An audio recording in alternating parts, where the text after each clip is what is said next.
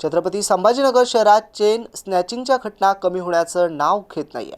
काल 13 फेब्रुवारी होती आणि संध्याकाळी सुमारे 6 वाजण्याच्या सुमारास कालडा कॉर्नर परिसरात 78 वर्षीय महिलेच्या गळ्यातील सोन्याची साखळी दुचाकीवरून आलेल्या 2 अज्ञात तरुणांनी ओढून नेल्याची घटना घडली आहे। या प्रकरणी जवाहरनगर पोलीस ठाणा येथे गुन्हा देखील दाखल करण्यात आला असून पोलिसांकडून तपास सुरू आहे।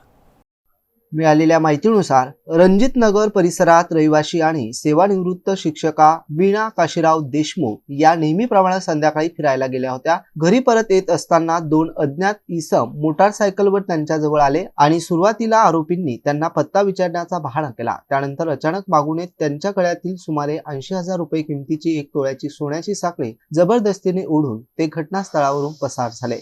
या प्रकरणाचा तपास पोलीस उपनिरीक्षक मारुती खिल्लारे करत असून परिसरातील सीसीटीव्ही फुटेजच्या आधारे आरोपींचा शोध सुरू आहे। दरम्यान या घटनेमुळे परिसरात भीतीचं वातावरण आता निर्माण झालंय।